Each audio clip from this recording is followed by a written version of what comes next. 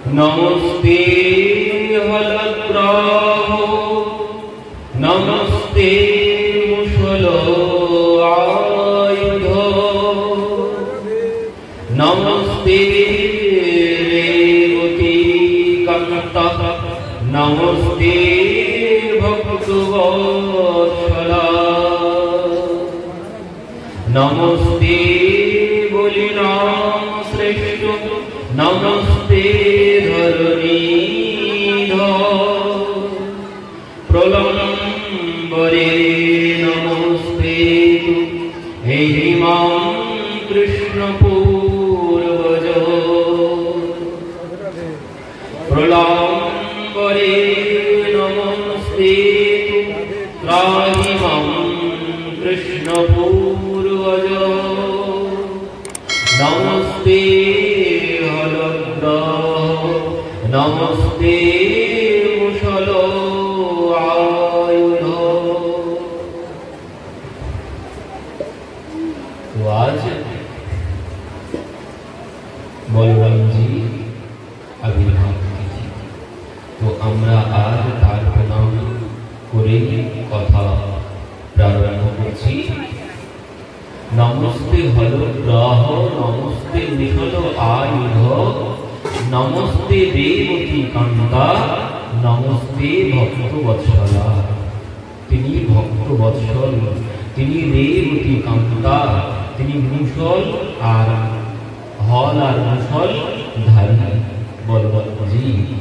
नमस्ते बलिनाम श्रेष्ठ, तिनी बलवानদের মধ্যে सर्वश्रेष्ठ। नमस्ते धरणीधर, যিনি এই ধর্মকে ধারণ করে আছেন শঙ্কর সন্দেহ বিশেষ নাম রূপে তিনি এই পৃথিবীকে ধারণ করে আছেন।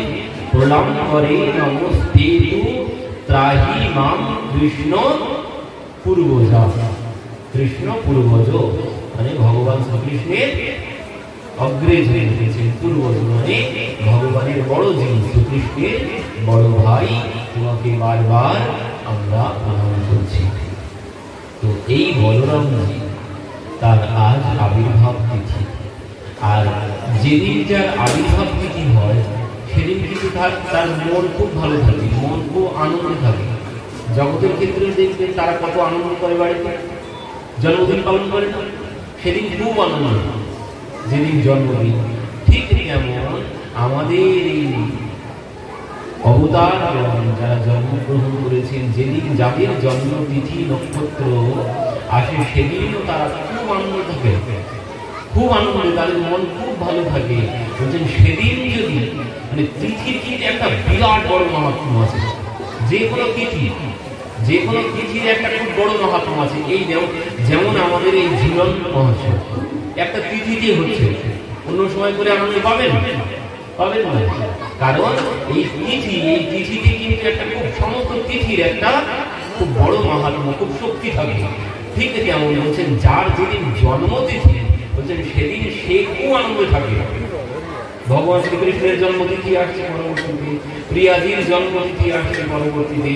বলছেন এই দিনগুলিতে এনারা সবাই খুব আনন্দে থাকেন, সবাই আনন্দে থাকেন যার যেদিন জন্মতিথি আসে। আর বলছেন এদিন যদি তার জন্য কেউ একটু পরিশ্রম করে, তার জন্য যদি কেউ একটু কষ্ট করে, তাকে যদি কেউ একটু শ্রদ্ধা জানায়, বলছে তার উপরে তিনি কৃপা বর্ষিত করতে থাকেন। বলুন রাধে রাধে, বলরাম জি মহারাজ কি জয়।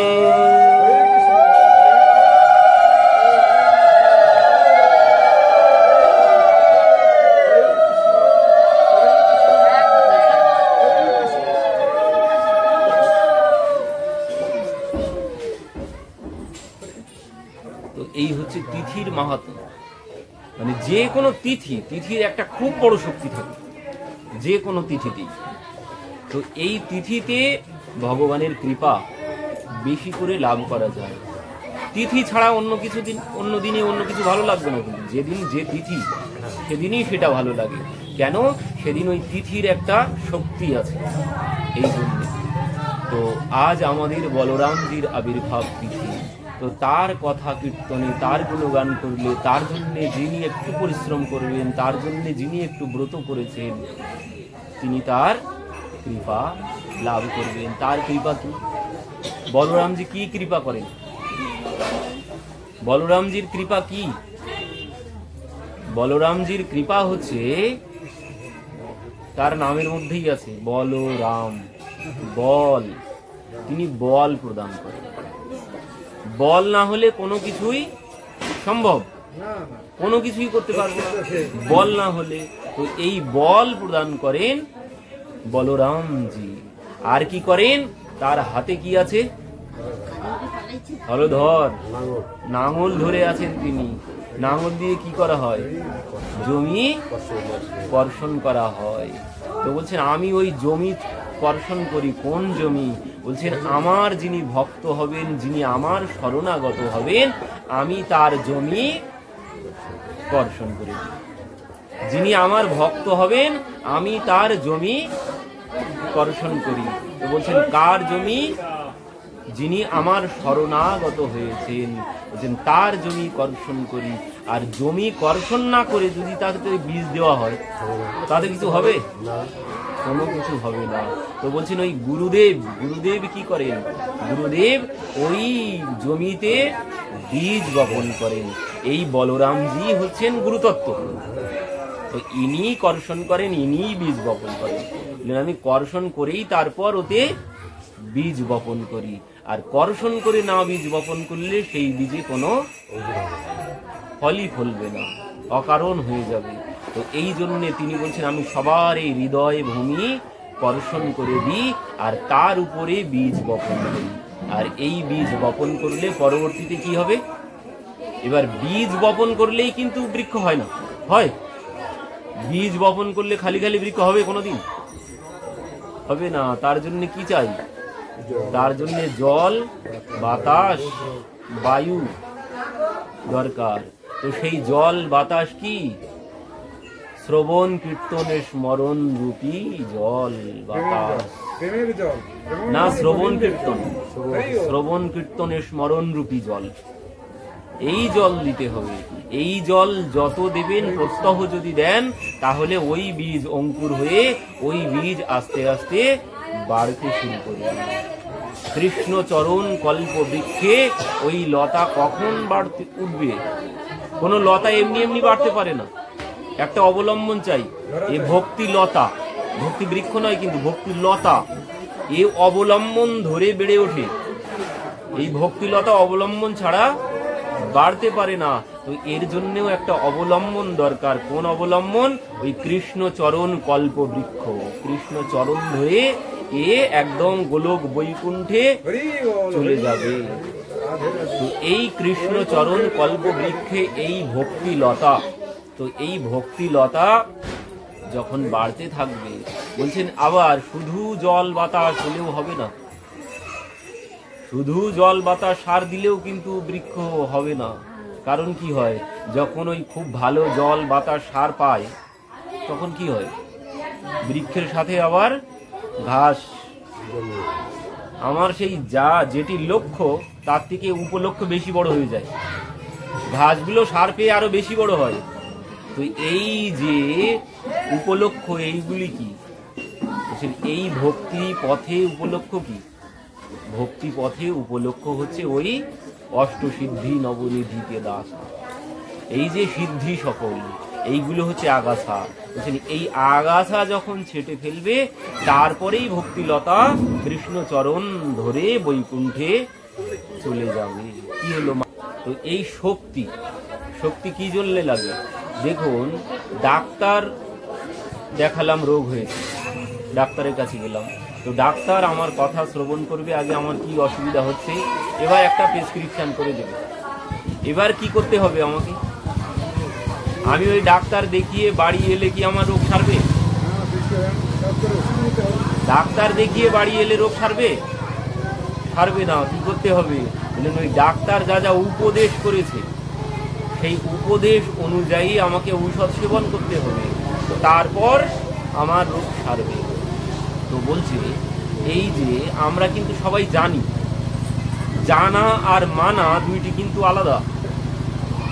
জানা একরকম আর মেনে চলা কিন্তু আর একরকম। আমরা জানি যে ধূমপান স্বাস্থ্যের পক্ষে ক্ষতিকারক, সবাই জানি, এমনকি ডাক্তারও পর্যন্ত জানে। একজন ডাক্তার সেই বলে যে আপনি বেশি ধূমপান করবেন না, আপনার হার্টের অবস্থা খুব খারাপ। সে নিজেই উপদেশ করছে, কিন্তু দেখা গেল সেই ডাক্তারই বাড়িতে গিয়ে রাত্রিতে ধূমপান কি সে বোতল নিয়ে বসে। তো সেই কিন্তু আদেশ করলো আপনি নেশা করবেন না, কিন্তু সেই বাড়ি গিয়ে নেশা করছে কেন? সে বাড়ি গিয়ে নেশা করছে কেন? সে আমাকে সবাইকে আদেশ করে, তার কাছে যে যায় সে তাকেই আদেশ করে নেশা স্বাস্থ্যের পক্ষে ক্ষতিকারক। কিন্তু সেই যেই আদেশ করেছে সেই বাড়িতে গিয়ে রাত্রিতে বসে বোতল নিয়ে বসে গেছে। কেন হয় এটা? বলছে এই ডাক্তার জানে এটা স্বাস্থ্যের পক্ষে ক্ষতিকারক, কিন্তু মানতে পারছে। এই যে এই বিষয়টিকে বর্জন করব আমি, এটা ক্ষতিকারক, একে বর্জন করতে হবে, বাদ দিতে হবে। তো বর্জন করতে গেলে কি লাগবে? বর্জন করতে গেলে কি লাগবে? মানসিক শক্তি লাগবে। মানসিক শক্তি না হলে আমি কিছুতেই জানলেও আমি বাদ দিতে পারবো না। তাই সে যতই ক্ষতিকারক বিষয় হোক, আমার মধ্যে যদি শক্তি না থাকে, যেটা খারাপ সেটা বাদ দেওয়া, যেটা ভালো সেটা গ্রহণ করা, তার জন্য একটা শক্তির প্রয়োজন। এই শক্তি না হলে আমি জানলেও ওটা গ্রহণ করতে কিছুতেই পারবো না। তো তার জন্য আমার কি প্রয়োজন? তার জন্য আমার শক্তির প্রয়োজন। এই শক্তি প্রদান করেন বলরাম, যে শক্তিতে আমি পালনের শক্তি পাবো, যেটা বর্জন করতে হবে, খারাপ বিষয়কে, খারাপ অভ্যাসকে বর্জন করার যে শক্তি, এই শক্তি প্রদান করেন আমাদের বলরামজি। আর এই বলরামজিকে, এই বলরামজি আর কেউ নন, সর্ব অবতারী কৃষ্ণ স্বয়ং ভগবান, তাহার দ্বিতীয় দেহ বলরাম।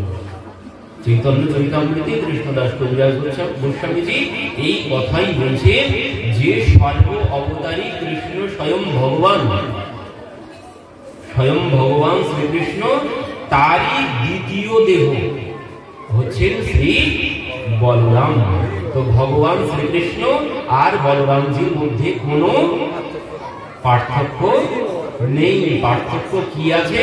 শুধুমাত্র ওই বর্ণের পার্থক্য, তাছাড়া আর অন্য কোনো পার্থক্য নেই। একজন সামবর্ণের আর একজন গৌর বর্ণের, এই বর্ণ ছাড়া আর অন্য কোনো পার্থক্য নেই। ভগবান শ্রীকৃষ্ণের প্রথম অংশ তিনি, প্রথম অবতার তিনি, আর তার থেকেই এসেছে পরবর্তীতে যত যত অবতার।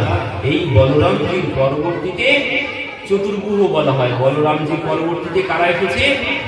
অনিরুদ্ধ, প্রদ্যুম্ন, শঙ্কর্ষণ, বাসুদেব। তো এই চারজনের থেকে, ওই শঙ্কর্ষণ থেকে পুনরায় এসেছে নারায়ণ, নারায়ণ থেকে পুনরায় এসেছে দ্বিতীয়বার প্রদ্যুম্ন, অনিরুদ্ধ, শঙ্কর্ষণ, বাসুদেব।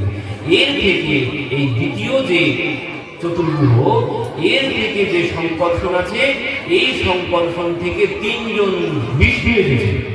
আর এই বিষ্ণু থেকে ওই তিন বিষ্ণু, কারণাদকশাহী আছে, গর্ভদকশাহী আর ক্ষীরোদশাহী।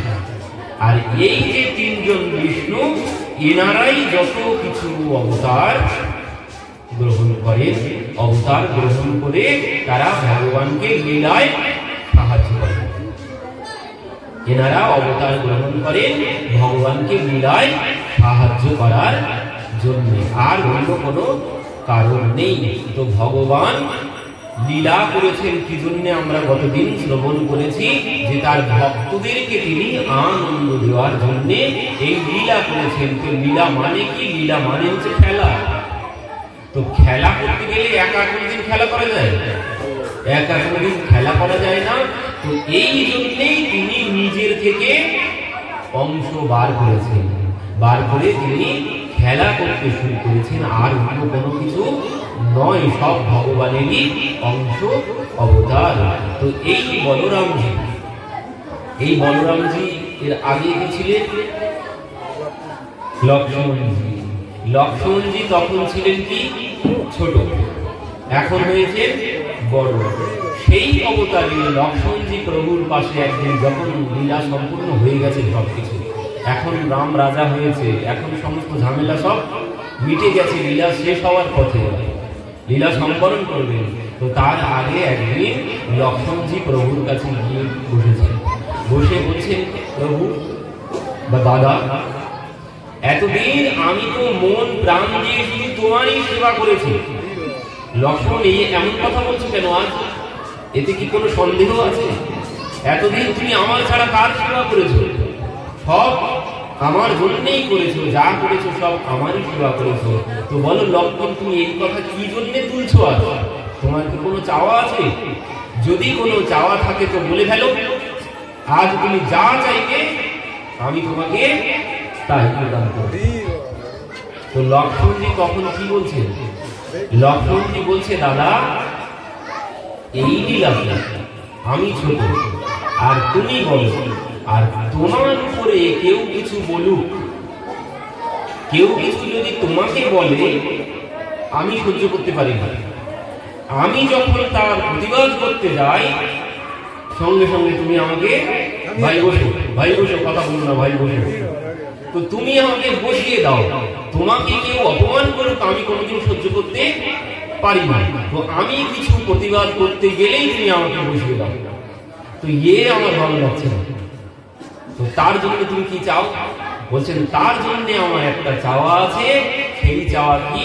বলছেন, সেই চাওয়া হচ্ছে আমি আগামীতে যখন আসবো তখন আর ছোট হয়ে আসবো না, তখন তুমি আর আমার উপরে কোনো কথা বলতে পারবে না, তখন আমি বলবো তুমি শুনবে।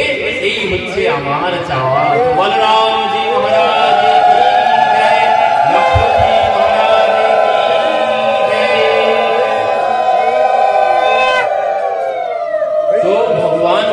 তাই হবে। তুমি আগামীতে যখন আসবো তুমি এবার বড় হয়েই এসো, আমি আর তোমার উপরে কোনো কথা বলবো না। রাম অবতারে দেখুন বারবার লক্ষ্মণজি দাঁড়িয়ে উঠেছেন কথা বলতে, বারবার দাদা থামিয়ে দিয়েছে। যখন সেই জনক মহারাজের সভায়, যখন সেই 10,000 রাজারা ধনুর ভাঙতে গেল, কেউ পারল না, সেই ধনুর্বাণ স্পর্শ করতে পারলো না। সেখানে স্বয়ং রাবণ ছিলেন, বানাসুর ছিলেন, যারা হিমালয় পর্বত, যারা সুমেরু পর্বতকে তুলেছিলেন হাতে, তারা সেখানে ছিলেন, তারা কেউ পারেনি, সেই ধনুর্বাণ স্পর্শ করতে পারেনি। যখন কেউ পারল না, জনক মহারাজ এবার খুব কষ্ট হয়ে গেছে। জনক মহারাজ বলছেন, আমার মনে হচ্ছে এই বসুন্ধরা বীরবিহীন হয়ে গেছে, এই বসুন্ধরাতে আর কোন বীর নেই। আর এই কথা যেই বলেছে, লক্ষ্মণজি সঙ্গে সঙ্গে সেখানে দাঁড়িয়ে উঠেছে। কি বলছেন? কাহি জনক বলে সম্বোধন করেছে, মানে জনক মহারাজের নাম ধরে বলছে, জনক মহারাজ আপনি এত বড় কথা বলতে পারেন না কেন? বলছেন, যেখানে স্বয়ং রঘুকুল শিরোমণি বসে আছে, সেই সভার মধ্যে এত বড় কথা বলা আপনার সাহস হয় কি করে? আপনি এত বড় কথা বলেন কি করে? যেখানে আমার দাদা বসে আছে স্বয়ং, আপনি সেখানে এমন কথা বলছেন কি করে? এবার জনক মহারাজ থতমত খেয়ে গেছে। লক্ষ্মণজি বলছেন, আমার দাদা যদি আদেশ করে, এই ধনুর্বাণ কেন, এই পৃথিবীকে আমি উঠিয়ে নিয়ে কি করবো? বলছেন, খন্ড খন্ড করে কাঁচে ঘাটের জিনি, বলছেন কাঁচা ঘটের মতো ভেঙে চুরমার করে দেবো এই পৃথিবীকে। ধনুর্বাণ তো দূরের কথা, এই পৃথিবীকে আমি ভেঙে চুরমার করে দেবো। কেমন ভাবে? বলছেন কাঁচা ঘটের মতো। দেখুন লক্ষ্মণজি রেগে গেছেন, কিন্তু আমরা রেগে গেলে কি হয়? আমরা যখন রেগে যাই তখন কিন্তু আমাদের আর কোনো জ্ঞান থাকে না, কি কথা বলি ঝগড়ার সময়, তখন কিন্তু আর কোনো মাথা মুন্ডু থাকে না। কিন্তু লক্ষ্মণজি রেগে গেছেন, কিন্তু রেগে গিয়ে কথা বলছেন। দেখুন বলছেন, আমার দাদা যদি আদেশ করে তাহলে কি করবো? বলছেন, এই পৃথিবীকে আমি কাঁচা ঘটের মতো ভেঙে ফেলবো। কাঁচা ঘটের মতো বলেছেন কি জন্য বুঝতে পারছেন? বলছেন দাদা যদি আদেশ করে তো আমি কাঁচা ঘটের মতো ভেঙে ফেলবো এই পৃথিবীকে, খণ্ড খণ্ড করে ফেলবো। কেন বলেছেন? বলছেন এরপরেও যদি আবার দাদা আদেশ করে ভাই পৃথিবী যেমন ছিল তেমন জুড়ে দাও, তখন কি? যদি পৃথিবীকে উপমা দিতেন যদি পাকা ঘরের সাথে, পাকা ঘরের সাথে যদি বলতেন আমি পাকা ঘরের মতো ভেঙে চুরমার করবো, তাহলে দাদা জুড়ে দিতে বললে আর জুড়ে দেওয়া যাবে? আর জুড়ে দেওয়া যাবে না। উনি জ্ঞান কিন্তু একদমই হারাননি, সম্পূর্ণ ক্রোধ হয়েছে, চোখগুলো লাল হয়ে গেছে, দাঁত কড়মড় করছে, দাদাকে অপমান করেছে মহারাজ জনক। তো বলছেন দাদা যদি বলে আমি তো ভেঙে ফেলবো, পুনরায় জোড়াও লাগিয়ে দেবো। এই জন্য বলছেন কাঁচা ঘটের মতো, কারণ কাঁচা ঘট জোড়া দেওয়া যায়, পাকা ঘট ভেঙে ফেললে আর জোড়া দেওয়া যাবে না। সেখানে এই কথা বলার পরে প্রভু উঠে দাঁড়িয়ে ভাই ভাই এই কথা বলো না, তুমি কার নাম ধরে কথা বলছো? মহারাজ জনক যে আর কিছুক্ষণ পর আমাদের শ্বশুর মহাশয় হতে যাবে, তুমি তার নাম ধরে এই সবার মধ্যে এইভাবে কথা বলছো? বসো বসো বসো। অন্তর্যামী ভগবান বসিয়ে দিলেন। তখন কথা আর বলতে পারলেন না, এই জন্য আক্ষেপণা করতে, আমি কিছু বলতে গেলেই তুমি আমাকে বসিয়ে দাও। তারপরে এরপরে যে সব থেকে বড় ঘটনা ঘটেছিল, সব থেকে বড় ঘটনাটা কি? যখন সেই ধনুর ভাঙা হয়ে গেল, ধনুর যখন ভঙ্গ হয়ে গেছে, সেই ধনুর ভঙ্গের আওয়াজে সমস্ত পৃথিবী কাঁপতে শুরু করেছে, সূর্যের রথ গতি হারিয়ে ফেলেছে, উল্টো পথে চলতে শুরু করেছে সূর্যের রথ। আর সেই শব্দে আজ পৃথিবী যেন কাঁপতে শুরু করেছে, সেই ভয়ঙ্কর শব্দে। আর সেই শব্দ গেল কোথায়? সেই শব্দ গেল পরশুরামজির কর্ণে, যিনি মহেন্দ্র পর্বতে বসেছিলেন তার কর্ণে গিয়েছে। আর এই শব্দ শ্রবণ করে ওই শব্দ ধরেই তিনি চলে এসেছেন, এসে এই জনক মহারাজের সভায় এসে উপস্থিত হয়েছে। এবার এখানে যখন এসেছেন, সবাই তো পরশুরামজিকে দেখে এবার ভয়ে কাঁপতে শুরু করেছে।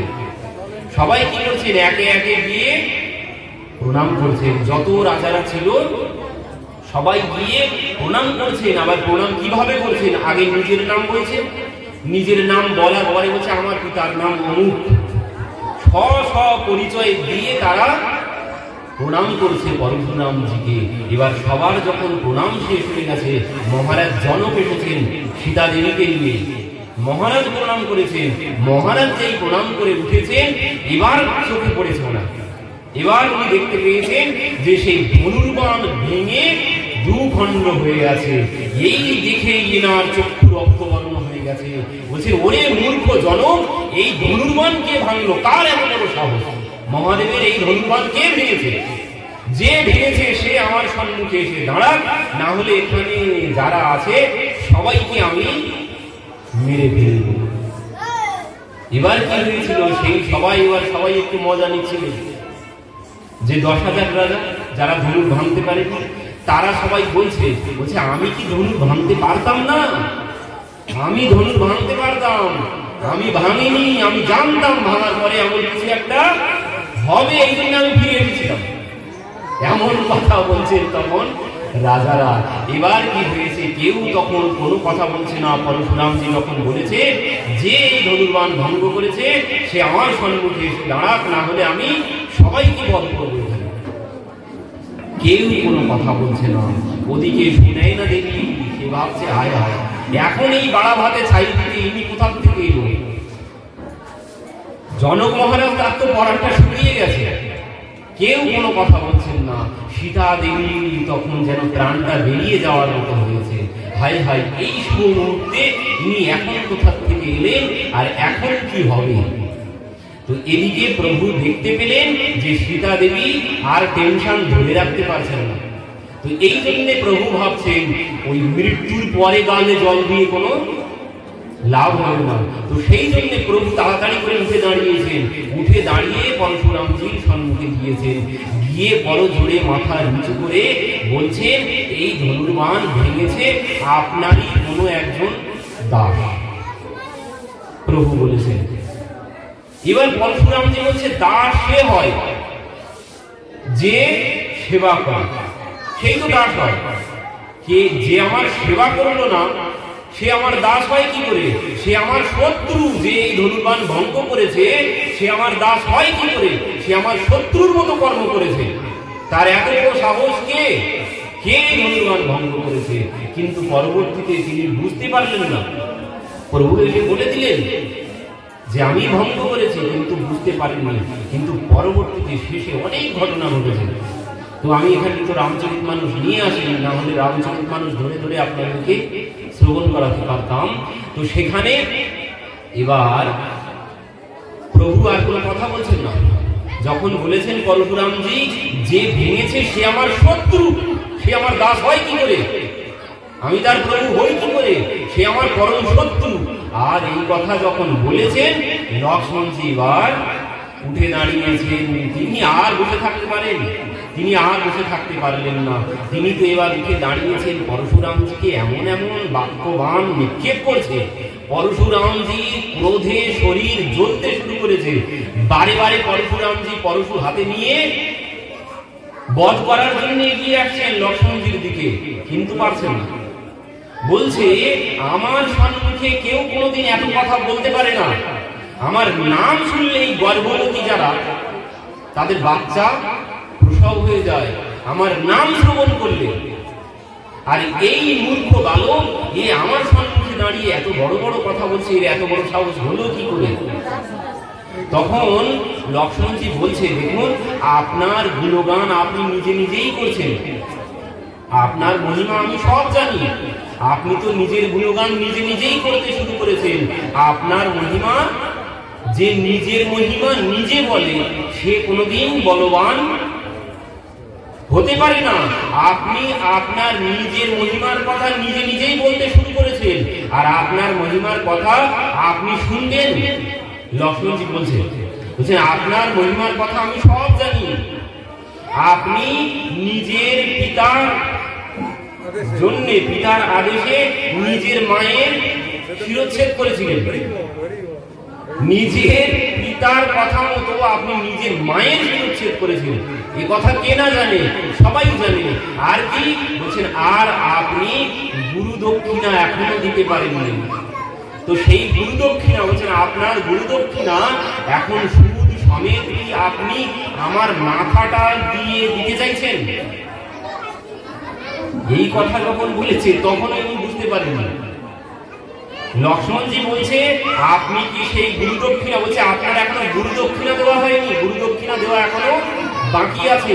আপনি কি সেই গুরু দক্ষিণা দিতে চাইছেন? আমার মাথাটা বারবার আপনি আমার দিকে পরশু হাতে নিয়ে এগিয়ে আসছেন, আমার মাথাটা কেটে কি আপনি গুরু দক্ষিণা দিতে চাইছেন? মানে গুরু দক্ষিণা কি আপনারা জানেন? গুরু দক্ষিণা হচ্ছে এই পরশুরামজির গুরু হচ্ছে মহাদেব। এখন মহাদেবকে একদিন পরশুরামজি বলছেন, গুরুদেব আপনি আমার কাছে গুরু দক্ষিণা কি চান বলুন, আপনি যা চাইবেন আমি তাই দেব। মহাদেব বলছে আমার আবার গুরু দক্ষিণা কি হবে? আমার কোনো গুরু দক্ষিণার প্রয়োজন নেই, আমার কিছু লাগবে না, তুমি চলে যাও। পরশুরামজি বলছে না, আমি গুরু দক্ষিণা না দিয়ে যাও, আপনাকে কিছু চাইতেই হবে, বলুন কি দেবো। তো বলছে বারবার মহাদেব বলছে আমার কোনো গুরু দক্ষিণা চাই না। পরশুরামজি বলছে না, আমি গুরু দক্ষিণা না দিয়ে এখান থেকে যাবোই না। তো এবার মহাদেব বলছে ঠিক আছে, তুমি যদি গুরু দক্ষিণা দিতেই চাও, আমার তো কোনো কামনা নেই, কোনো কিছু চাওয়া নেই, তো তুমি এক কাজ করো, আর শিষ্যের কাছ থেকে কোনোদিন কিছু নিতে নেই, শিষ্যের কাছ থেকে কোনোদিন কোনো কিছু নিতে নেই। নিলে কি হয়? গুরু মানে কি? গুরু মানে বড়। গুরু যদি শিষ্যের কাছ থেকে কিছু নেয় যে তুমি আমাকে এই দাও, এই কথা যদি গুরুদেব শিষ্যকে বলে, তাহলে সেই শিষ্য, সেই গুরু কিন্তু আর গুরু থাকে না, সে গুরু হয়ে যায় লঘু, মানে ছোট। গুরু কোনোদিন বলতে পারে না শিষ্যের কাছে যে তুমি আমাকে এই দাও। তো বলছেন আমার তো কোনো চাওয়া নেই, তো তুমি তোমার মায়ের কাছে যাও, তোমার মা যদি কিছু চায় তোমার মাকে তুমি কিছু দিও। পরশুরামজি গিয়েছেন, গিয়ে মাকে প্রণাম করেছেন। মা বলছেন কি ব্যাপার? বলছেন মা আমি গুরু দক্ষিণা দিতে চাই। তো বাবা তো কিছু চাইলেন না, তো আপনার যদি কোনো কিছু চাওয়া থাকে তো আপনি বলুন, আমি গুরু দক্ষিণা দেব, আপনি যা চাইবেন আমি তাই দেব। মা বলছে তোমার বাবা কিছু চাইনি, আমি কি জন্য যাবো? যদি কিছু প্রয়োজন থাকতো তোমার বাবাই চাইতো, তোমার বাবাই বলতো। আমি গার্জিয়ান না, আমি চাইতে পারবো না, আমার কোনো কিছু চাওয়া নেই। ও তোমার বাবাকে দাও যদি কিছু দেওয়ার হয়, আমার কিছু না। মা তুমি চাও, বাবা কিছু চায় না, তুমি চাও মা, তুমি চাও বলো। বারবার যখন বিরক্ত বলছেন, মা বলছেন দেখো যদি তুমি গুরুদক্ষিণা দিতেই চাও এক কাজ করো, শেষ নাগের মাথার মণি এনে দাও। দিতে পারবে না, এই জন্য এই কথা বলেছে। আর পরশুরাম যে কি করেছেন, এই কথা শ্রবণ করে ওখান থেকে প্রণাম করে ফিরে চলে এসেছেন। আর কোনদিন কৈলাসের আজও যান না। পরশুরামজি কিন্তু চিরঞ্জীবী, এখনো আছেন তিনি, কারো কারোর সাথে এখনো দেখা হয়। যিনি ভাগ্যবান, যার দর্শনের চক্ষু আছে, তিনি এখনো দেখতে পান পরশুরামজিকে, তিনি এখনো আছেন ধরাধামে। তো সেই পরশুরামজি এখনো মায়ের কাছে যান না। কেন? কারণ শেষ নাগের মাথার মণি কোথায় পাবেন? তো লক্ষ্মণজি বলছে আপনার সব মহিমা আমি জানি, তো সেই গুরুদক্ষিণা আপনার এখনো দেওয়া হয়নি। তো সেই গুরুদক্ষিণা এখন সুদে আসলে অনেক বেড়ে গেছে। তো সেই জন্য আপনি কি বারবার পরশু নিয়ে আমার দিকে এগিয়ে আসছেন আমার গলাটা কেটে? আগে ছিল মণিটা, তো এখন ওই সুদ আসলে বেড়েছে, সেই জন্য আপনি কি আমার শিরোচ্ছেদ করে সেই সুদ আসলে সব দক্ষিণা দিতে চান? এই কথা বলেছে পরশুরামজি। তাও কিছুতেই বুঝতে পারলেন না যে আমি কার সাথে কথা বলছি, কার সাথে কথা বলছি, এখনো তিনি জানতে পারলেন না। পরবর্তীতে লক্ষ্মণজি তো অনেক কিছু বলেছিলেন। পরবর্তীতে লক্ষ্মণজিকে পুনরায় প্রভু, যখন পরশুরামজির ক্রোধ যেন ফেটে বার হতে যাচ্ছে, শরীর ক্রোধ আর ধরে রাখতে পারছেন না, তখন প্রভু আস্তে আস্তে উঠে এসেছেন। উঠে বলছে ভাই তুমি বসো, ভাই তুমি বসো, তুমি কোনো কথা আর বলো না। তো গুরুদেবের কাছে ভাইকে পাঠিয়ে দিয়েছেন। দিয়ে এবার প্রভু বলছেন করজোড়ে, প্রভু পরশুরামজির সম্মুখে করজোড়ে দাঁড়িয়েছেন। দাঁড়িয়ে বলছে যে এই ধনুর্বাণ তো ভেঙে গেছে, তো এ তো এখন আর কিছু করার নেই। তো আপনার যা ইচ্ছা শাস্তি আমাকে দিন। আর আমার ভাইয়ের কোনো অপরাধ এখানে নেই, যা দোষ করেছি সব আমি করেছি। আপনার যা শাস্তি দেওয়ার হয় আপনি আমাকে দিন। আর আপনি যা যা কথা বলেছেন, আমার ভাই কথার উত্তর দিয়েছে, কিন্তু আপনার সাথে সে যুদ্ধ করতে যায়নি। আপনি বারবার বলেছেন তাকে যুদ্ধ করতে, কিন্তু সে যুদ্ধ করেনি। কেন যুদ্ধ করেনি? বলছেন আমরা রঘুবংশী, আমরা রঘুবংশী, কোনদিন কোন ব্রাহ্মণ বৈষ্ণব নারী জাতি কোনদিন তাদের উপরে প্রহার করি না, তাই তারা যত বড় অপরাধ করে থাকে। আমরা রঘুবংশী, কোনদিন কারকেও ভয় পাই না। আর এই কথা যখন বলেছেন প্রভু যে আমরা রঘুবংশী, আমরা কালকেও ভয় পাই না, এবার কি হয়েছে বলতে গিয়ে কালকেও ভয় পাই না, এই কথা বলতে গিয়ে এই কথার ওনার কর্ণে বেঁধেছে। আর কি হয়েছে বলতে গিয়ে বাম হাতটা লেগে উত্তরীয়টা সরে গিয়েছে। আর যেই উত্তরীয়টা সরে গেছে, তখন এখানে ওই ভৃগু পদচিহ্ন তিনি দর্শন করেছেন। আর দর্শন করেই ভাবতে শুরু করলেন, তাহলে আমি যার সম্মুখে দাঁড়িয়ে আছি তিনি কি সেই স্বয়ং ভগবান নাকি? কারণ ভগবান ছাড়া কোনদিন গো ব্রাহ্মণকে কোনদিন এমন সম্মান দিতে জানে না। এত ছোট কেউ কোনদিন হতে জানে না। বলছেন একমাত্র ভগবানই জানে ভক্তকে সম্মান দিতে, ভগবানই জানে ব্রাহ্মণকে সম্মান দিতে, ভগবানই জানেন নারী জাতিকে সম্মান দিতে, ভগবানই জানেন গো জাতিকে রক্ষা করতে, অন্য কেউ জানে না। একমাত্র ভগবানই ছোট হতে পারে, তার থেকে ছোট আর কেউ হতে পারেন না জগতে। ভগবানের থেকে কেউ কোনোদিন ছোট হতে পারেন না। মহাপ্রভু এই জন্য বলেছেন, কি বলেছেন? তৃণাদপি শুনিছেন তরুণীব সহিষ্ণুনা অমানীন মানবেন কীর্তনীয় সদা হরি। কি বলেছেন এখানে? তৃণাদপি শুনিছেন, মানে তৃণের থেকে নিচু হও, আর বৃক্ষের থেকে সহনশীল হও, তরুরিব সহিষ্ণু না। আর অমানীয় মান দেন, বলছেন যার মান নেই তাকেও মান দাও। তারপর বলছে কীর্তনীয় সদা হবে। বলছেন এই 4 ধাপ পার হবে, তারপর ওই যে 16 মালা করুন, আর 32 মালা করুন, আর 48 মালা করুন, 1000 মালা করুন, ফল কিন্তু তারপরে ফলবে, এর আগে নয়। এই 4 ধাপ পার হবেন, তারপর তৃণের থেকে নিচু হতে হবে, বৃক্ষের থেকে সহনশীল হতে হবে, আর কি, আর অমানীয় মান দেন, যাকে কেউ মান দেয় না তাকেও মান দিতে হবে। আর কি বলছে, নিজের মানের আশা ত্যাগ করতে হবে। আমাকে কেউ সম্মান করুক এই আশা ত্যাগ করতে হবে, করে সবাইকে সম্মান করতে হবে। তারপর বলছেন কীর্তনীয় সদা হরি। সেই কীর্তনীয় মানে যে এবার কীর্তন করছে এই 4 ধাপ গিয়ে সেই হরি হয়ে যাবে, সে আর কোন সাধারণ ব্যক্তি থাকবেন না, সেই ভগবানের সমান হয়ে যাবে, যে এই 4 ধাপ অতিক্রমের পর ভগবানের নাম জপ করবে। ভক্তি ভক্ত ভগবন্ত গুরু চতুর নাম বপু সব একই। বলছেন ভক্ত আমারই স্বরূপ লাভ করবে, ভক্তই ভগবান হয়ে যাবে যখন তার মধ্যে এই 4টি গুণ পাওয়া যাবে। এই 4 গুণ না থাকলে কোনো লাভ হবে না। তো পরশুরাম যে বলছেন এই গুণ ভগবান ছাড়া কারোর মধ্যে সম্পূর্ণরূপে পাওয়া যাবে না, সবার মধ্যে কম বেশি আছে। ভগবান ছাড়া কারোর মধ্যে সম্পূর্ণরূপে 4টি গুণ এখানে এনার মধ্যেই দেখতে পাচ্ছি, তাহলে ইনি ভগবান।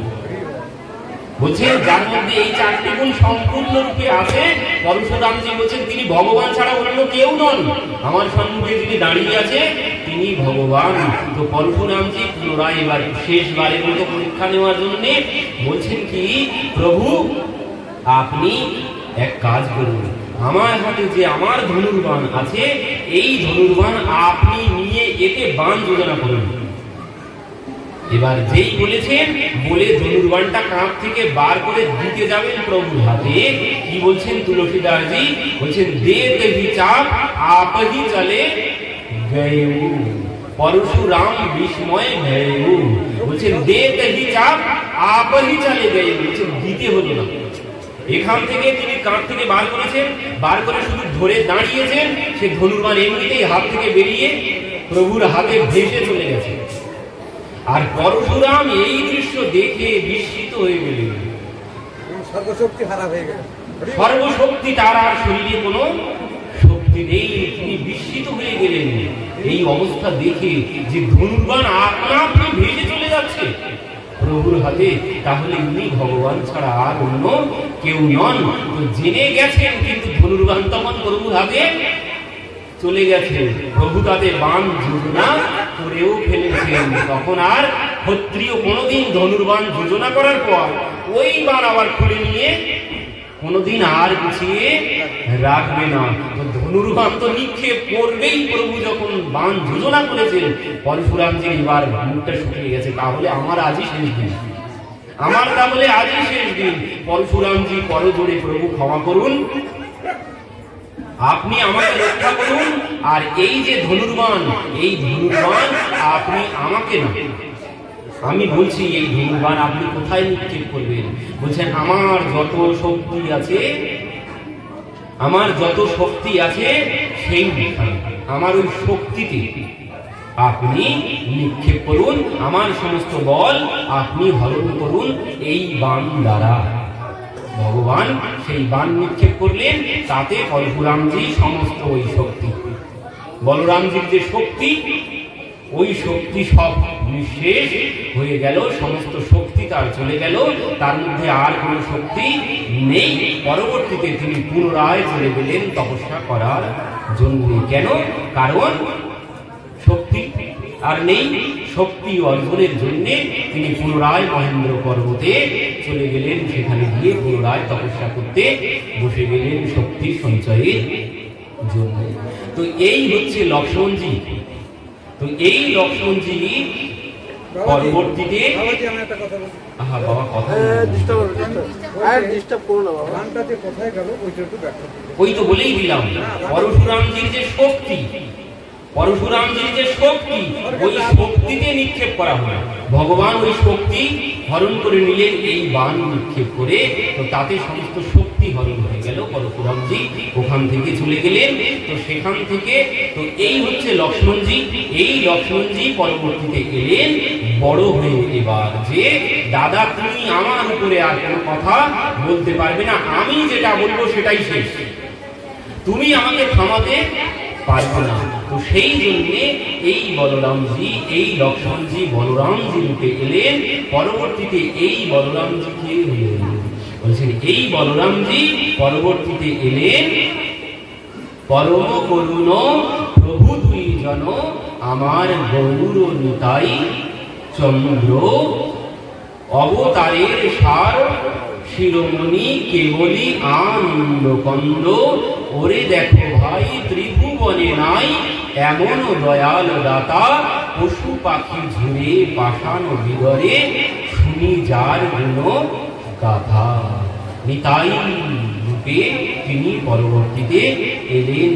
তো এই নিত্যানন্দ প্রভু আর এই মহাপ্রভু যাদের কৃপাতে, তো এই নিত্যানন্দ প্রভু যখন বলরাম রূপে ছিলেন, এবার কৃষ্ণ লীলার মধ্যে ইনি কি কি করেছিলেন?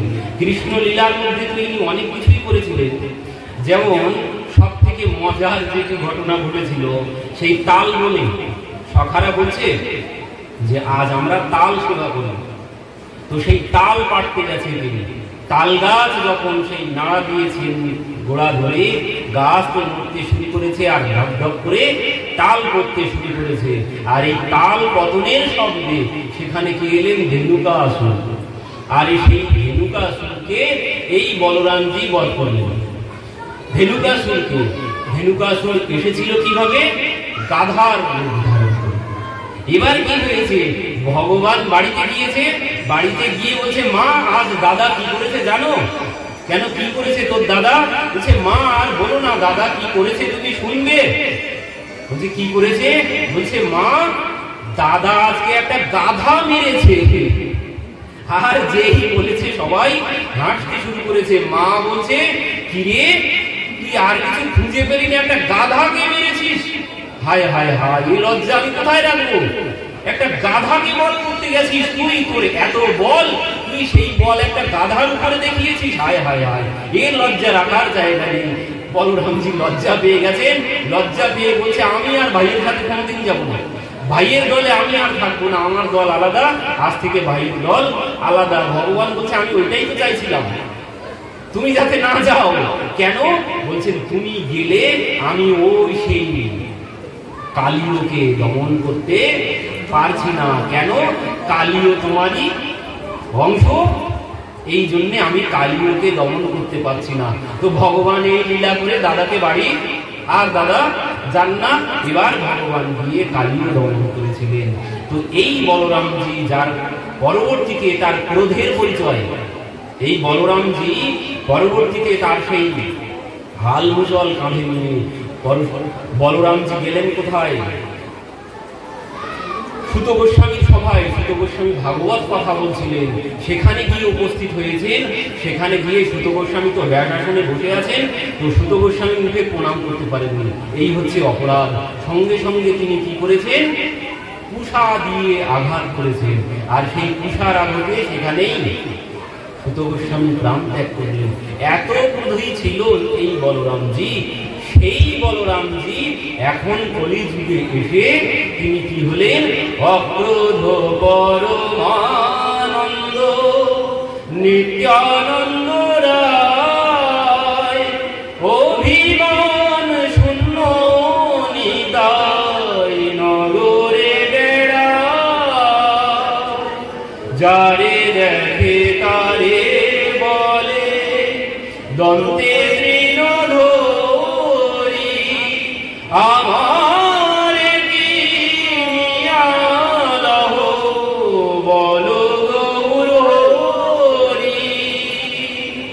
তো সেই যার এত ক্রোধ ছিল, সেই বলরামজি এখন হয়ে গেছেন অক্রোধ পরমানন্দ। তিনি আজ সবার ঘরে ঘরে গিয়ে সবার আজ বলছেন তোর হাতে ধরি পায়ে ধরি, সবাইকে বলছেন যে একবার হরি বল, ভাই তেরে পাও করু একবার হরি বল, আমি তোমার পায়ে ধরছি একবার হরি বল। এই নিত্যানন্দ প্রভু সেই মহাপ্রভুর প্রেম রাসের যে রস, সেই রস নিয়ে তিনি কলিযুগে এসেছিলেন। এই কলিযুগে মহাপ্রভু নিত্যানন্দ প্রভুকে বলছেন একদিন বিরলে নিতাই লইয়া হাতে ধরি বসাইয়া মধুর কথা কম ধীরে ধীরে। কি বুঝেন? এক নিবেদন তোরে নয়নে দেখিবে যারে, ব্রজ প্রেম দিও তারে। মহাপ্রভু একদিন নিত্যানন্দ প্রভুকে বিরলে নিতাই লইয়া হাতে ধরি বসাইয়া মধুর কথা কন ধীরে ধীরে।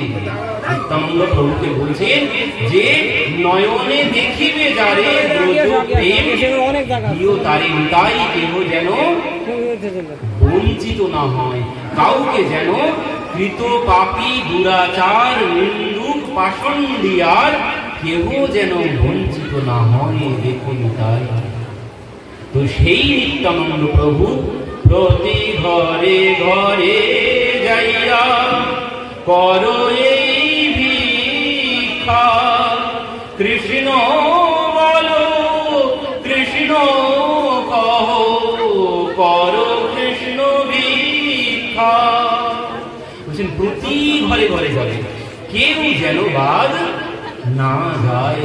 আর এই জন্যেই ধন্য কলি ধন্য নিতাই চৈতন্য পরম করুণা করি, বিধি অগোচর যে প্রেম বিকার প্রকাশে জগৎ হরি। এই জন্যেই বলা হয়েছে ধন্য কলি ধন্য নিতাই চৈতন্য পরম করুণা করি, বিধি অগোচর যে প্রেম বিকার প্রকাশে জগৎ হরি। এই জন্য কলিযুগ ধন্য, এই কলিযুগ শ্রেষ্ঠ। কেন? এই প্রেম, বলছেন এই প্রেম তারা আজ যে প্রেম দেওয়ার কথা ছিল না, অনর্পিত চরিম চিরাত করুণা অবতীর্ণ কলম, তিনি আজ অনর্পিত ভাবে এই করুণা দিতে এসেছেন। যা দেওয়ার কথা ছিল না, তো দিতে এলেন কেন? বললেন সেই অদ্বৈত হুঙ্কারে ধনির তীরে আইলা নাগর রাজ। তিনি আজ সেই অদ্বৈত প্রভুর হুঙ্কারে আর সেই হরিদাস ঠাকুর দুইজন, অদ্বৈত প্রভু জলে আর হরিদাস ঠাকুর উপরে মদন গোপালকে তুলসী পত্র নিবেদন করছে আর বলছেন হে মদন গোপাল তুমি নেমে এসো, হে মদন গোপাল তুমি নেমে এসো। অদ্বৈত প্রভু গঙ্গায় তুলসী ভাসাচ্ছে আর এখানে হরিদাস ঠাকুর ওই মদন গোপালের বিগ্রহে তুলসী দিচ্ছেন আর বলছেন হে মদন গোপাল তুমি নেমে এসো, হে মদন গোপাল তুমি নেমে এসো।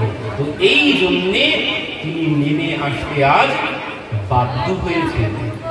আসার কথা ছিল না, আরো অনেক কারণ আছে কি এসেছেন। ওই প্রেম দেওয়ার রাসের প্রেম মহাদেব দিয়েছিলেন, মহাদেবকে ফিরিয়ে দিলেন, বললেন এখন তুমি এই প্রেম পাবে না, কলিতে আমি যাব, তখন এই প্রেম আমি সবাইকে বিতরণ করব, সেদিন তুমি পাবে। তো সেই মহাদেব এলেন মহাবিষ্ণুর সাথে অদ্বৈত প্রভু রূপে। তো সেই কলি যুগ কেন শ্রেষ্ঠ হলো? কলি যুগ শ্রেষ্ঠ হলো এই জন্যে যে এনারা দুইজন আজ অযাচিত ভাবে অনর্পিত, যা দেওয়ার কথা ছিল না, তবুও তারা করুণা করে এই প্রেম দিতে এসেছেন। এই নিত্যানন্দ প্রভু যে যার এত ক্রোধ ছিল, সে আজ ঘরে ঘরে গিয়ে পায়ে ধরে বলছে ভাই তেরে পাও করু একবার হরি বল।